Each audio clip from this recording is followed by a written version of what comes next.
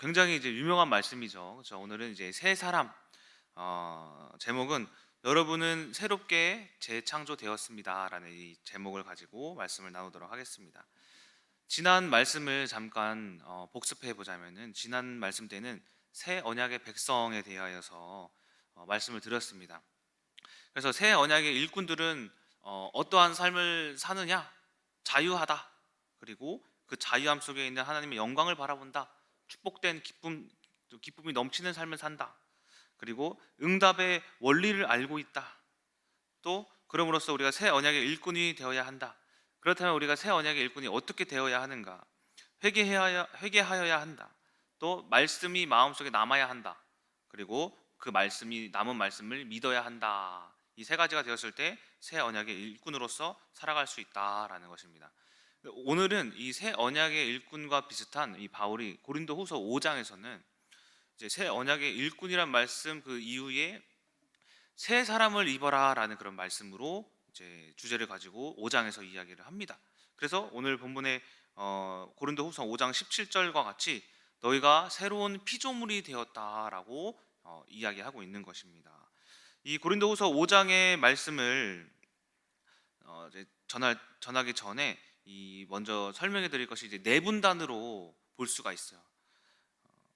먼저는 4장 16절, 5장의 말씀인데 이 4장 16절이랑 이어져요.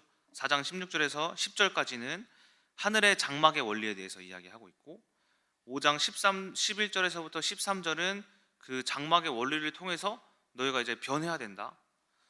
5장 14절에서부터 17절, 그 변함으로써 너희는 새로운 피조물이다. 5장 18절에서 이제 6장으로 넘어갑니다. 6장 2절까지가 이 새 사람에 대한 말씀인데, 6장 2절까지는 어떻게 새 사람으로 우리를 만드셨냐? 화목해 하심으로 만드셨다라고 이제 네 분단으로 설명하면서 이야기를 하고 있어요. 그래서 이 네 분단에 대해서 한 분단씩 설명을 해드리고 또 이제 결론을 맺고 마치도록 하겠습니다. 먼저 4장 16절을 먼저 한번 보시겠어요? 4장 16절. 4장 16절은 이렇게 말씀하고 있어요. 그러므로 우리가 낙심하지 아니하노니 우리의 겉사람은 낡아지나 우리의 속사람은 날로 새로워지도다. 벌써부터 시작부터 이제 새로워짐에 대하여서 지금 이야기하고 있는 것이 보여요. 근데 이 새로워짐에 대하여서 새로워진 사람은 어떤 삶을 사느냐, 새로워진 자의 삶은 하나님께서 어떻게 새로워지게 만드시느냐에 대해서 이렇게 이야기하고 있는데, 먼저 새로워진 사람은 땅에 살지 않는데요.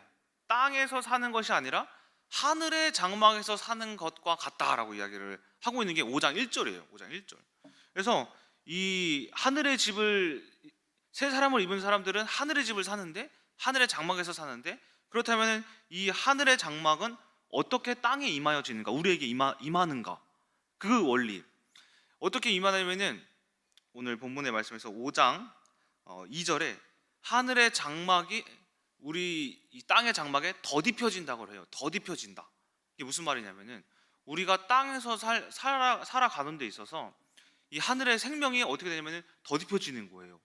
좀 더 쉽게 말씀드리자면은 문제가 여러분 그대로 있어요. 문제. 뭐 여러분들의 직장 문제, 학업 문제, 남편 아내 가정 문제, 자녀 문제, 여러 가지 문제가 있는데, 하나님이 새 사람을 주시는 그 원리는 문제 끝. 자, 이제 문제가 끝났으니까 이제 너 문제가 다 끝났지? 문제 없지? 이제 새 사람을 줄게가 아니라, 문제가 그대로인 상태에서 하나님의 생명이 여러분들을 어떻게 하냐? 삼키는 거예요. 삼키는 거. 문제가 그대로인 가운데 하나님의 하늘의 하나님의 그 영광이 삼킴 받는 거예요. 우리가 삶이. 그러니까는 예를 들어서 이런 예가 있어요. 제가 이제 결혼을 하고 이제 많은 문제 가운데 막 살아가고 있었는데, 가장 뭐가 문제였냐면은 일단 갈등이고, 또 민정사모와 마음이 맞지 않는 거예요. 생각도 맞지 않고, 어떤 말투도 그렇고 삶의 패턴도 그렇고 다 이렇게 뭐가 안 맞는 거예요. 안 맞는 거에 이 낙심하면서 살아왔어요. 아, 내가 이 몇 번을 후회를 하고, 몇 번을 막 이혼을 생각을 하고, 몇 번을 솔직히 말해서 전전 여자친구까지 생각나더라고. 저 여자애는 그래도 저건 잘했었는데 뭐 빨래는 잘했었는데 뭐 본 적은 없지만 뭐 예를 들어서 뭐 그런 생각이 막 나는 거예요. 아, 그랬었는데 저랬었는데 막 다른 사람이 막 보이고, 어쨌거나 결혼을 했는데 다른 여자가 생각난다라는 것은 문제잖아요. 이 문제 가운데 그난 1년을 살아왔어요. 근데 어느 날 한 1년 정도 지났나? 어느 날 갑자기 제 삶이 너무 괜찮은 거예요. 평안한 거예요. 그리고 그 이전에 가지고 있던 생각이 없어진 거예요. 딴 여자 생각이 없어져. 또 그리고 민정사모가 이제 뭐 배고프면 좀 화를 냈거든요. 배고파도 화를 내면, 왜 배고프면 화를 내지? 금식 안 해봤나? 막 이런 식으로 막 생각했는데, 아, 배고프구나 하면서 이해가 되고, 그렇게 되게 시작하는 거예요. 그러면서 제 삶을 보니까는 어떻게 변했냐면은, 이제는 이 문제가 어떻게 보이냐? 문제가 아닌 것으로 보이기 시작한다라는 거예요. 근데 그 원리가 뭐냐면은, 하늘의 장막이 문제는 그대로인데, 그러니까 하나님의 성도들은 문제가 그대로인데 끝나지 않았지만은 하나님께서 주신 생각으로 말미암아 어떻게 된다? 마치 우리가 천국에 사는 것과 같은 삶을 살게 된다라는 거예요. 천국은 하늘에만 있는 게 아니라, 즉 하늘의 장막이 내려와서 이 저의 삶에, 또 여러분들의 삶에 임한다라는 거예요. 그래서 하나님이 응답 주시는 원리가 무엇이냐면은, 응답은 여러분들이 오해하지 말아야 될 것이, 어떤 내가 원하는 어떤 직장에 뭐 취직, 뭐 원하는 대학교에 뭐 입학, 뭐 남편이 완전한 회복, 뭐 이런 건강의 완전한 회복, 전혀 그게 응답이 아니라는 거예요. 그것은 그 이후에 하나님이 주시는 축복이지, 응답은 문제 가운데에 내 생각과 마음이 하나님으로부터 마치 괜찮다, 이제 이 사람이, 민정사모가 이해가 된다, 예성이가 이해가 된다, 내 자녀가 이해가 된다, 아내가 이해가 된다, 남편이 이해가 된다, 내 삶이 괜찮다, 이제 행복하다라는 그 생각과 마음의 평안이 곧 응답이다라는 거예요. 이 바울이 그래서 이 5장 1절, 4장 16절에서부터 5장 10절까지 그 이야기를 하고 있는 거예요. 새 사람은 이러한 삶을 산다. 어떤 문제가 있더라도 그 문제는 그대로이지만 생명이 너를 삼킨다. 너희들을 삼킴으로써 문제가 그대로이지만 평안하다, 행복하다, 괜찮다, 이해가 된다, 이제 아무렇지도 않다, 기쁘다, 감사하다 라는 삶을 사는 것이 새 사람의 삶이다라는 거예요.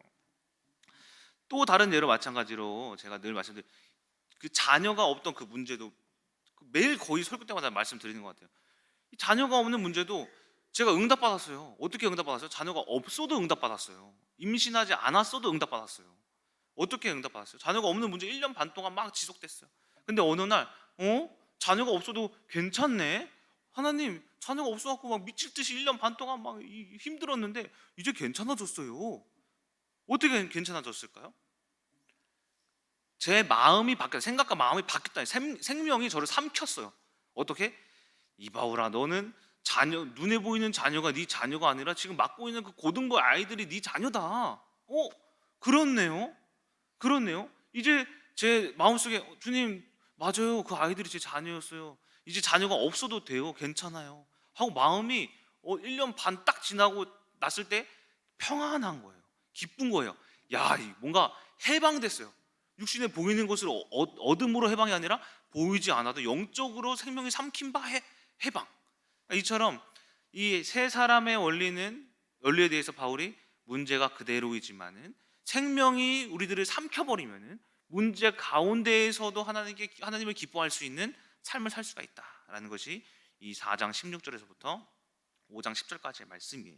그래서 이제 그런 말씀인데, 5장 5절에서부터 10절을 조금 더 자세히 좀 보자면은, 이 세 사람의 원리에 대해서 좀 더 자세하게 설명하고 있는데, 어떤 설명을 하고 있느냐?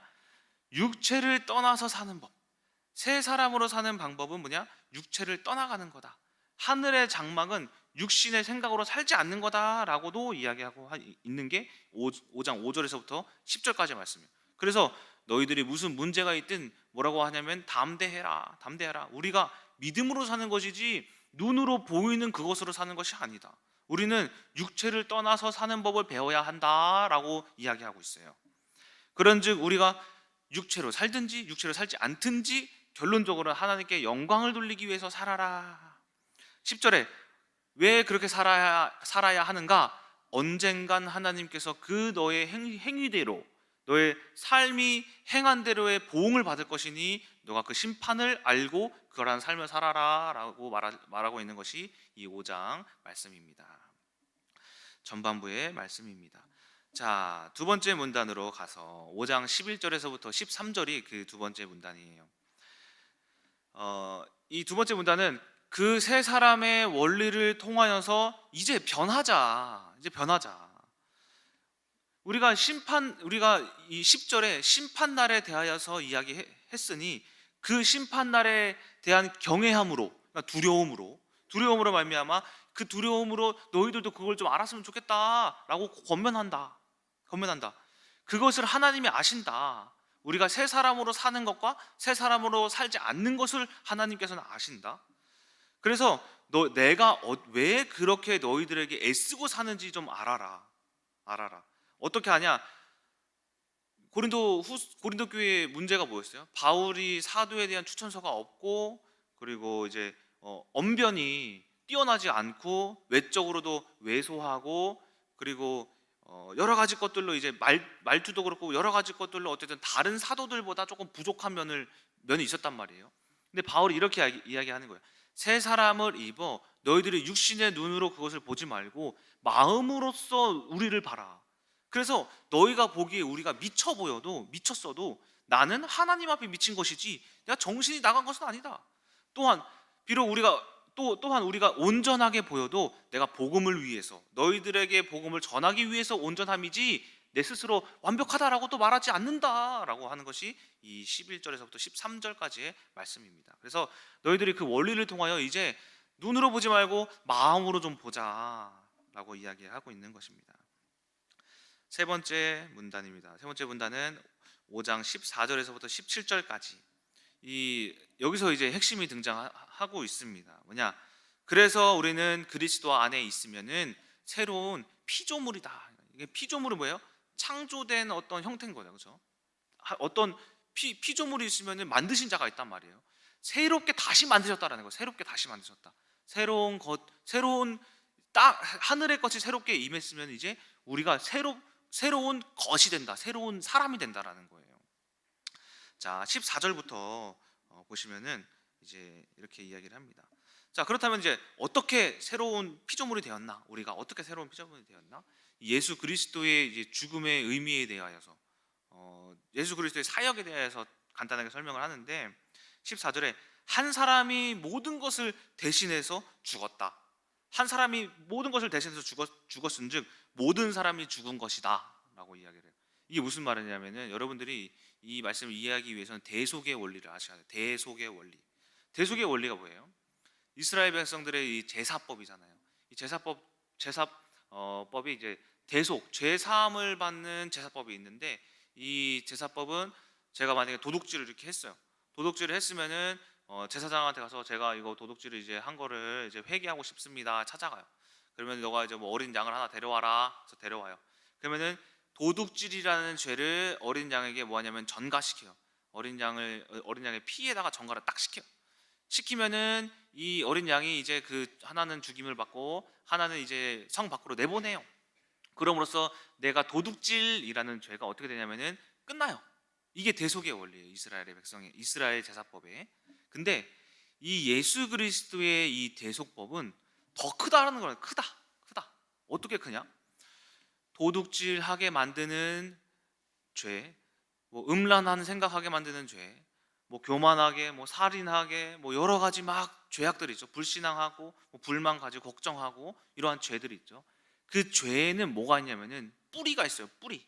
그 죄들은 가지예요, 가지. 뭐 불신앙의 가지, 뭐 도둑질의 가지, 뭐 음란의 가지, 교만의 가지, 막 이런 가지들이거든요. 그 죄를 행하게 하는 뿌리가 있는데 그게 뭐냐면은 창세기 3장이잖아요. 창세기 3장. 예수 그리스도가 대속함은 뭐다? 너희들이 도둑질한 거 끝낸 거 아니다. 살인하는 것도 끝낸 거 아니라 그걸 하게 만드는 죄의 본질을 끊으셨다라는 거예요. 죄의 본질. 그러니까 너희들을 죽게 만드는 죄의 본질을 끊었으니, 그래서 그러므로 그가 죄의 본질을 끊으면서 죽었으니 너희들 또한 뭐다? 죽은 몸이다라는 거예요. 죽은 몸. 육신은 이미 죽었다라는 거예요. 죽었다라고 뭐 하고 있냐면은 확증하고 있는 거예요. 확증. 죽었다. 그래서 속죄 제사의 문제가 뭐예요? 속죄 제사의 문제는 제사를 드리면 또 드리고 또 드리고 또 드리고, 도둑질 한 번 했으면 그 사람 한 번 도둑질해요? 도둑들은 두 번, 세 번, 네 번, 다섯 번 해요. 또 그 도둑질하는 사람이 또 도둑질하기 위해서 뭐까지 할 수도 있고, 살인도 하고 뭐 음란한 짓도 할 수도 있고, 그렇죠? 여러 가지 행한, 그걸 죄를 계속 한 가지, 두 가지, 세 가지, 네 가지를 막 계속 하면은 그 하나하나 죄를 다 회개해야 하는데, 예수 그리스도의 이 대속은 뭐다? 히브리서 말씀처럼 단번에 해결했다. 단번에, 한 번에. 그러니까 여러분들 모두가 기억하셔야 되는 게, 새로운 피조물이 되셨으면 여러분들의 모든 죄는 단번에 끊어진 거예요. 그래서 여러분 아시죠? 저 도둑놈이에요. 여러분 아시죠? 도둑질해서 감옥 갔다 왔어요. 도둑놈이에요. 도둑놈의 죄가 어떻게 됐어요? 끊어졌다고요. 더 이상 나는 도둑놈이 아니라 목사라는 직분을 주심으로써 거룩하게 만드셨다라는 거예요. 이처럼 여러분들의 죄도 내 마음속에 나는 이러한 죄악이 있어, 이런 음란한 교만함이 있어 라는 것을 여러분 죄책감을 가지고 계시다면은 여러분 확증하셔야 돼요. 끝났다. 저 끝났어. 도둑질 끝났어. 아무것도 도둑질하지 않아요. 모든 것들이 다 끝났다라는 거 확증하시는 것이 새 사람의 원리다라는 거예요. 자, 그래서 이 15절에 그럼으로써 이제 모든 육신은 죄의 뿌리에서 끊어졌으니 그 뿌리에 끊어진 자들은 자신을 위해서 사는 것이 아닌 예수 그리스도를 위해서 사는 것이다. 자, 16절에 예전에 우리가 어떻게 살아왔냐? 세상의 기준으로 살아왔으면 이제는 그렇지 않는다. 또한 예수 그리스도도 우리가 세상의 기준으로 해석했으나 이제는 그리스도를 그렇게 해석하지 않는다라고 이야기를 하고 있는 거예요. 그래서 17절이 핵심이에요. 자, 이렇게 완전한 죄의 뿌리를 끊으신 예수 그리스도를 말미암아 우리가 어떻게 됐냐면은 새롭게 되었다, 새롭게 재창조되었다라는 거예요. 그래서 예수 그리스도의 성령을 영접하신 여러분 모두는 어떤 분들이냐면은 재창조된 자들이다라는 거예요. 새 사람이다라는 거예요. 여러분들을 흑암은 여러분들 절대 속일 수가 없다라는 거예요. 잠깐 요한계시록 말씀을 드리자면은, 요한계시록에 어떤 말씀이 있냐면은 둘째 사망은 힘이 없다라고 해요. 둘째 사망은 힘이 없다. 첫째 사망은 무엇이냐면은 아담의 죄 이후의 사망이에요. 그 힘은 완전히 인간을 막 무너뜨려요. 그래서 아무리 죄 사함을 회개를 하고 구약에서 이 제사법으로 인해서, 속죄 제사법으로 인해서 회개를 하고 뭘 하더라도 원죄가 끊어지지 않았어요. 근데 둘째 사망은 힘이 없다? 예수 그리스도의 이후에도 그 사망이 지속되었는데 그 이후의 사망은 이제 첫째 사망보다 힘이 없다라는 거예요. 둘째 사망, 즉 예수 그리스도가 사망의 권세를 끊으셨으니 이제 여러분들이 아무리 도둑질을 하고 싶다, 음란한 생각이나 교만을 행하고 싶다, 이전에는 행했으나 지금은 그 행하는 거에 그 행함이 끊어지고, 그럼으로써 어떻게 된다?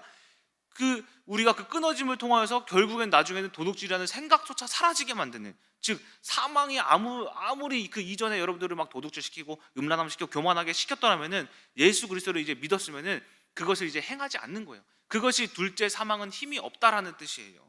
그래서 바울이 그 말씀에 대해서 이야기하고 있는 게 이 새 사람이 되었다라는 원리입니다. 그래서 우리는 이 어떠한 흑암이 닥쳐 들어와도 이전에는 완전 넘어졌지만 지금은 예수 그리스도로 말미암아 이 둘째 사망의 권세는 능력이 없더라. 우리는 예수 그리스도로 말미암아 그 둘째 사망을 이길 수 있더라라는 겁니다. 자, 그렇게 새롭게 되었기 때문에 더 이상 우리가 새 사람으로서 육신의 생각으로 사로잡히지 않는다. 워치마니의 영에 속한 사람에서 이제 영적인 원리에 대해서 소개를 하고 있죠. 인간은 세 가지로 분류가 된다. 영과 혼과 육이다. 근데 육신의 생각은 뭐냐면은 우리가 눈으로 보이는 거, 귀로 듣는 거, 뭐 촉감, 뭐 먹는 것까지, 식탐 이런 것까지 다 뭐냐면은 혼으로 들어오는 혼.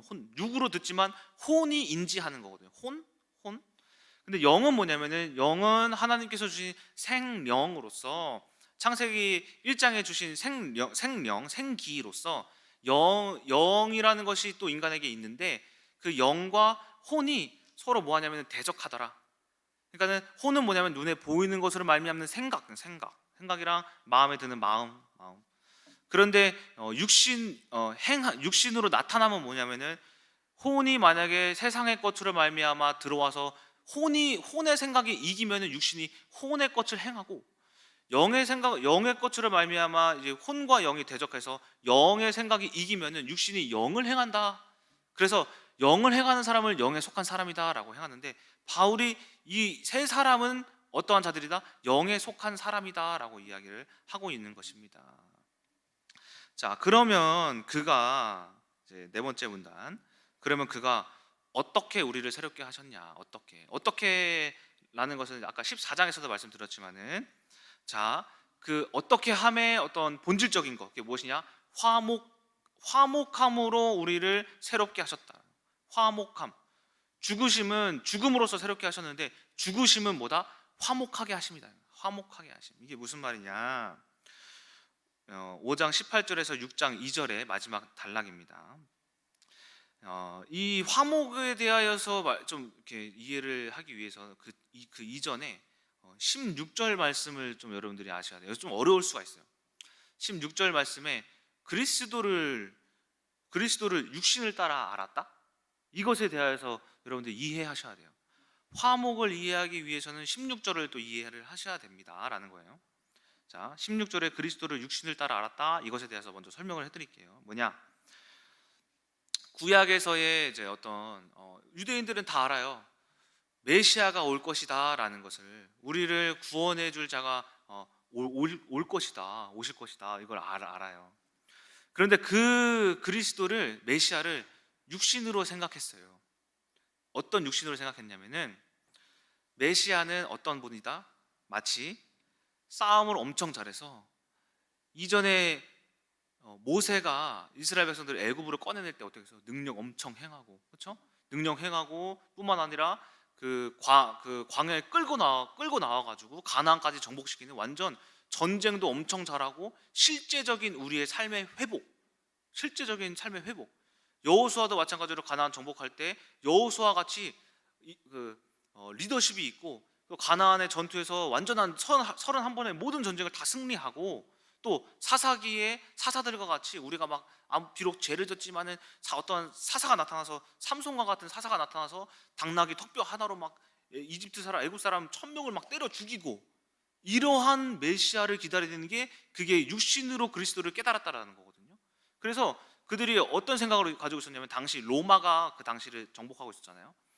유대인이 그 당시에 생각했던 그리스도는 완전 싸움을 엄청 잘하는 사람이 나타나서 로마를 어떤 전쟁으로 인하여서 완전 박살내는, 그러니까 구약에서의 유대인의 메시아는 완전 로마를 전쟁에서 싸워서 박살내는 그리스도를 알았단 말이에요. 그것이 그리스도를 육신으로 알았다라는 말의 뜻이거든요. 근데 바울이 이야기하는 것은 뭐냐면, 화목에 대해서 이야기하고 있는데, 아니다라는 거야. 아니다. 너희들이 알고 있는 육신으로 아는 그리스도가 아니다. 즉 어떤 그리스도 하면은 화목해 하심으로 죄 사함을 이루신 그리스도다 라는 거예요. 그래서 5장 21절의 말씀을 보시게 되면은 뭐라고 말씀하시냐면은, 그가 죄를 알지도 못하였으나 그가 죽임 당했다 그래요. 죄를 알지도 못하였으나. 그러니까 인간의 죄가 너무나도 지독해서 예수 그리스도가 어떻게 하셨냐면은, 하나님과 인간을 보니까는 끈이 끊어져 있음을 본 거예요. 그걸 보니까는 하나님, 예수 그리스도께서 내가 그 길이 되어야겠다 해서, 죄도 알지도 못하는 자가 뭐 한 거다? 그래, 내가 그냥 죽을게. 내가 죽음으로써 하나님과 인간 사이의 관계를 회복시킬게. 그래서 내가 죽을게 라는 화목으로 말미암아 우리를 새롭게 하셨다라고 이야기하고 있는 것이 5장 18절에서부터 6장 2절까지 말씀이에요. 그래서 이 영적인 승리는 뭐냐? 그러니까 이제 예수 그리스도의 이후의 승리란 뭐냐?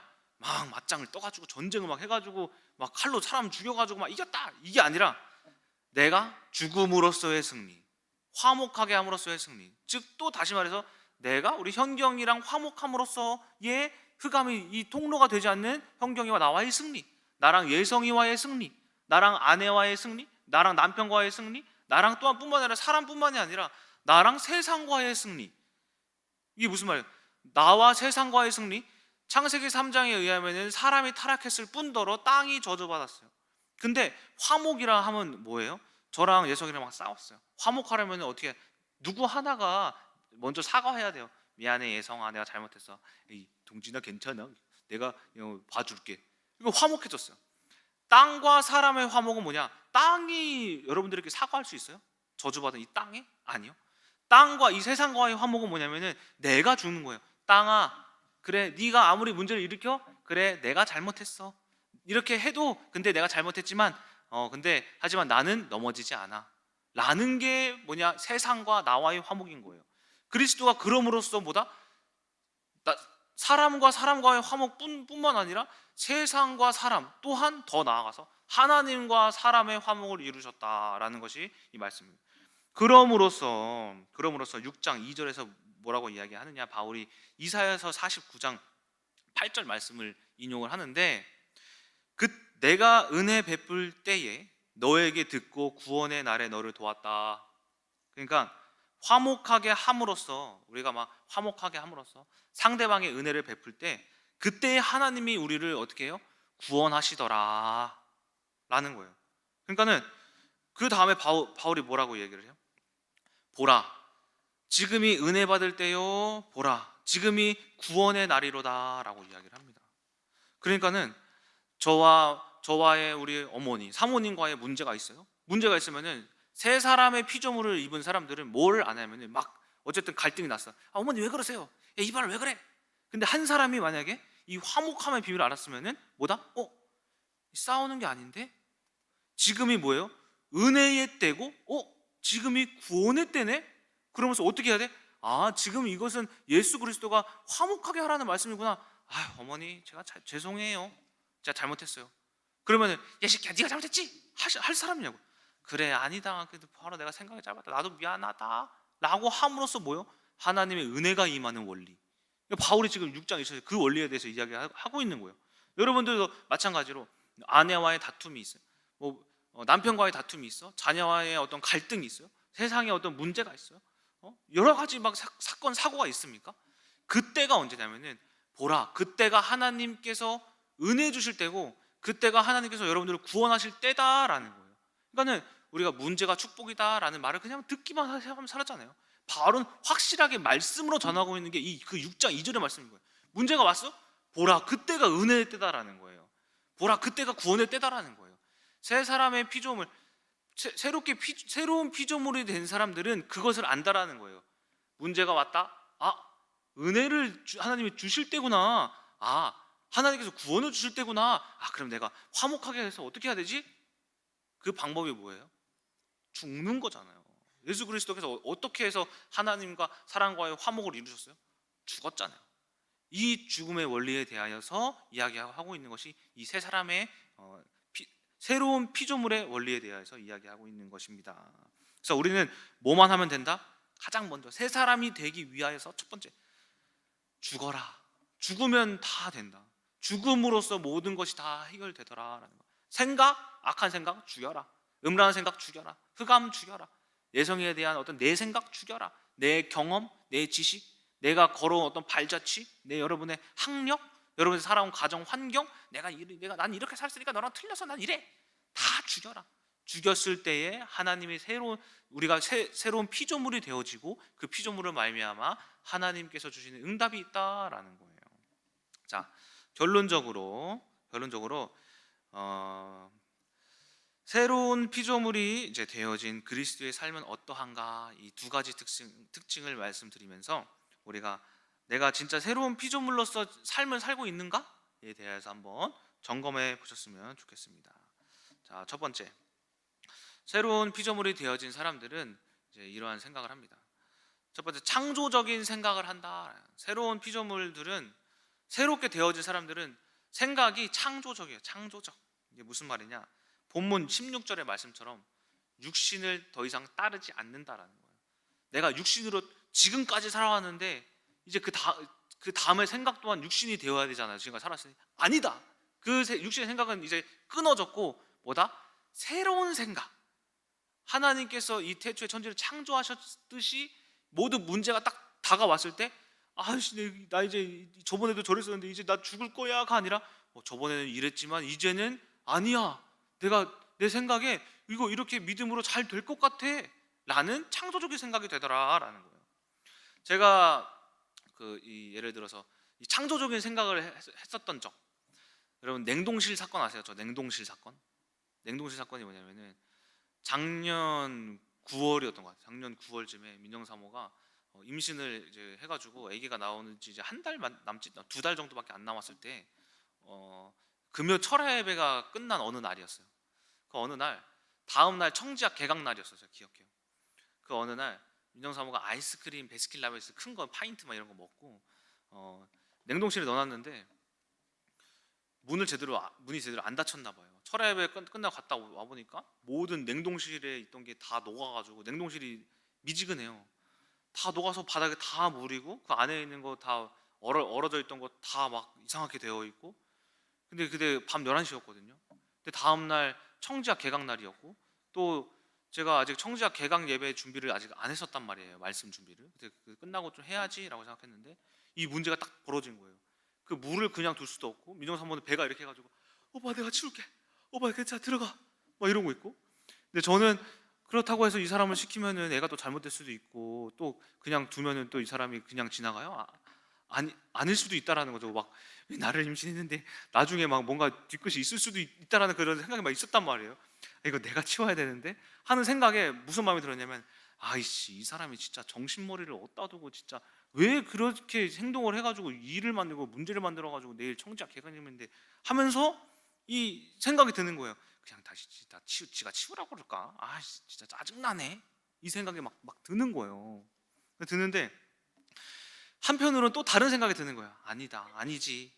우리 이쁜 우리 여보가, 아내가 실수도 할 수 있지. 내일 청지학 예배가 있기도 하지만은 다 하고 정리하고 나서 하면 되지. 배가 불러서 이제 힘들겠구나. 아이고 이거 더 치우려면 얼마나 오래 걸리겠어. 내가 같이 도와줘가지고 치워야겠다. 아 하나님께서 조이가 태어나기 전에 냉동실 청소를 시키시려고 하시는 것이구나. 아 이거 하나님이 다 녹이셨구나. 하나님이 녹이신 거구나 냉동실을. 아 하나님이 하셨다, 하나님이 하셨다 하면서 치웠는데 끝이 안 나서 새벽 2시까지 치웠어요. 그러고 나서 그러고 나서 이제 어쨌든 복음 해석으로 잘 해서 민정사모한테도 얘기를 했죠.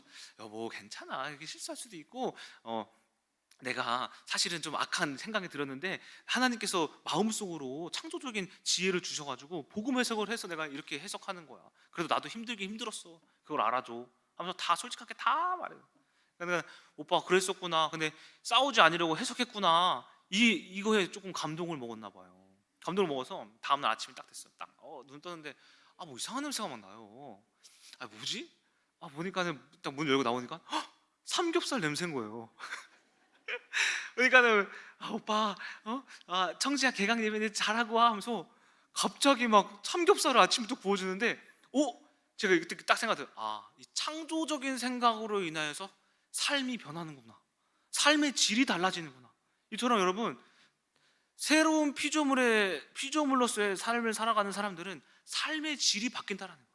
아침에 삼겹살을 먹을 수가 있다는 이처럼 여러분들이 새로운 창조적인 이 생각을 하면서 여러분들의 삶이 이전에 육신의 생각을 했으면 여전히 그대로예요. 그대로 뭐가 새로워져요? 그대로 싸우고 그대로 악하고 아이들도 그대로 변하지도 않고 내 남편도 그대로. 내가 변해야 새로운 창조적인 생각을 해야지만 남편이 변하고 아내가 변하는 거지 내가 변하지 않는 이상 이 삶이 변하지 않는다라는 거예요. 그래서 골로새서 3장에서도 이런 말씀이 있어요. 3장 10절에 새 사람을 입었으니 이는 자기를 창조하신 이의 형상을 따라 어디까지 새롭게 하심을 입냐면은 지식에까지 새롭게 하심을 입었으니. 새로운 피조물이 된 사람들은 지식에까지 새로운 생각을 한다라는 거예요. 이처럼 새로운 피조물 첫 번째 어떻게 한다? 창조적인 생각을 하더라라는 거예요. 자, 두 번째 새로운 피조물의 사람들은 어려워요. 요즘데 전가된 의의 삶을 산다.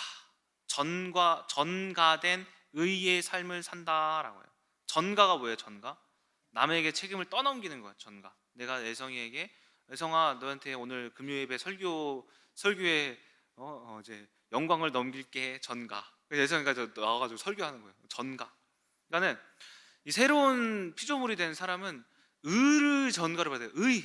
그 의가 뭐냐면은 하나님의 의예요. 하나님의 의. 이게 뭐냐면은 하나님의 축복이에요. 축복. 자, 그 축복을 이제 그 로마서 3장 21절에서 30절이랑 5장에서와 그리고 갈라디아서 3장에서 뭐라고 얘기하냐면은 이신칭의, 하나님의 어떤 영광을 인간에게 전가시킴, 그리스도를 믿음으로써 그리스도의 그 죽음과 그 부활의 승리가 나에게 전가됨. 그러면서 나를 하나님께서 하나님이 보시기에 의롭다라고 하심. 새로운 피조물로 살면 사람들은 하나님이 보시기에 어떻게 보신다? 너 진짜 의롭다라고 보신다. 보심으로써 어떻게 하신다? 축복 주신다라는 거예요. 신학적 용어로 뭐라고 하냐면 imputation righteousness라고 해요. 이게 뭐냐면은 하나님으로부터 전가된 의라고 해요. 좀 쉽게 말씀드리자면은 전가된 의는 뭐냐면은 모든 것들에 대하여서 내가 죽어요. 이게 무슨 말인지 잘 이해가 안 되죠. 전가된 의의 삶을 의의 삶은 모든 것들 앞에 죽는다라는 거예요. 그러니까는 예수 그리스도가 전가된 의를 먼저 받았어요. 먼저 상속받았어요. 하나님으로부터 상속. 어떻게 받았냐? 먼저 죄를 전가받고 의를 전가받았어요.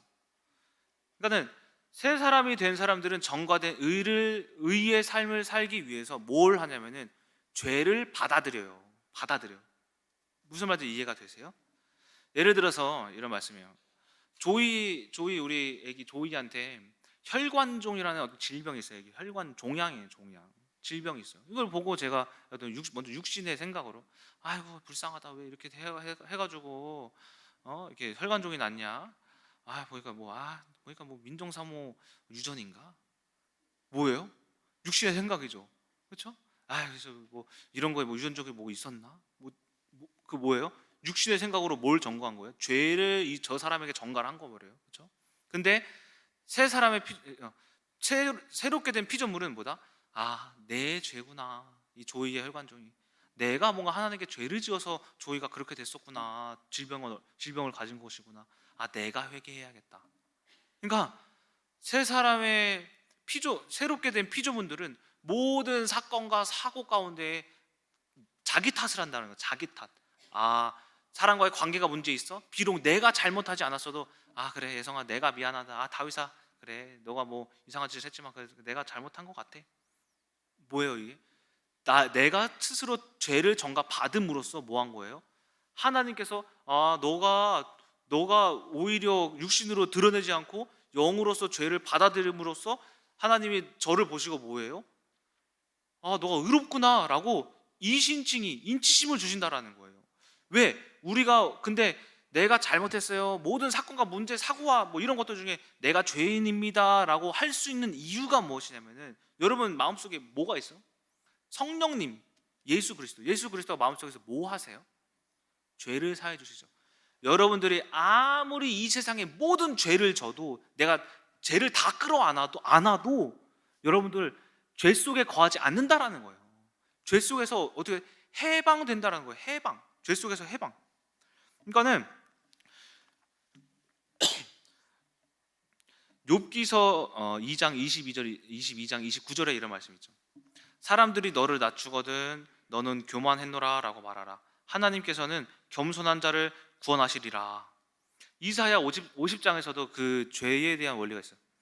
나를 때리는 자에게 등을 맡기고 내 수염을 뽑는 자에게 뺨을 맡기며 모욕과 침뱉음을 당하여도 내가 얼굴을 가리지 않았으니 여호와께서 나를 도우시고 내가 수치를 당하지 아니하더라. 여러분 왜 싸워요? 부부싸움은 왜 일어나요? 누구 하나 지지 않으려고 하니까. 남편이 먼저 아내를 잡아먹으려고 하니까 싸우잖아요.